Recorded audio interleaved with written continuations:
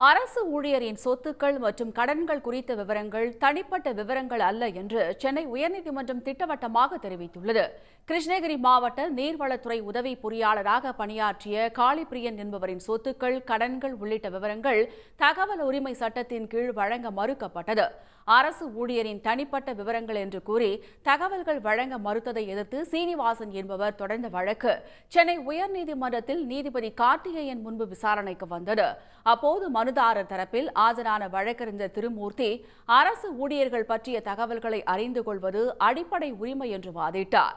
வழக்கை விசாரித்த நீதிபதி, அரசு ஊழியர்களின் பணியை பாதிக்க செய்யும் தகவல்கள் பாதுகாக்கப்பட்டவைதான் என்ற போதும் அரசு ஊழியர்களின் சொத்துக்கள் மற்றும் கடன்கள் குறித்த விவரங்கள் வெளியிடப்பட வேண்டும் என்றும் உத்தரவிட்டார். அவை பொதுமக்கள் பரிசீலனையில் இருந்து பாதுகாக்க முடியாது என்று தெரிவித்த நீதிபதி, சொத்துக்கள் மற்றும் கடன்கள் குறித்த விவரங்கள் தனிப்பட்ட விவரங்கள் அல்ல என்று கூறினார்.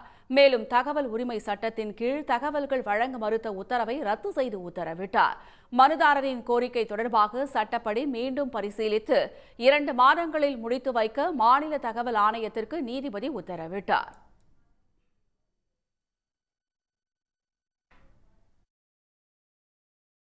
ஒரு அரசு ஊழியர் தனிநபராக இருக்கிற வரை அவர் தனிநபர்தான். ஆனால் அரசு ஊழியராக பணியில் சேர்ந்த நாள் முதல் அவர் ஒரு அரசு ஊழியராக, பப்ளிக் சர்வெண்டாக மாறிவிடுகிறார். எனவே அவரினுடைய தனிப்பட்ட தகவல்கள் என்று அவருடைய சொத்து விவரங்களை, அசையும் அசையா சொத்து விவரங்களை, அவருடைய கடன்களை பற்றிய விவரங்களை அவர் ஒரு தனிப்பட்ட தகவல் என்று பொது சமூகத்திடமிருந்து மறைக்க முடியாது.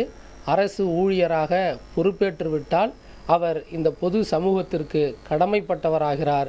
இந்த தகவல்களை தராமல் அவர் மறுக்க முடியாது என்கிற தெளிவான உத்தரவை பிறப்பித்திருக்கிறார். உடனுக்குடன் செய்திகளை தெரிந்து கொள்ள சன் நியூஸ் பெல் ஐகானை கிளிக் பண்ணுங்க.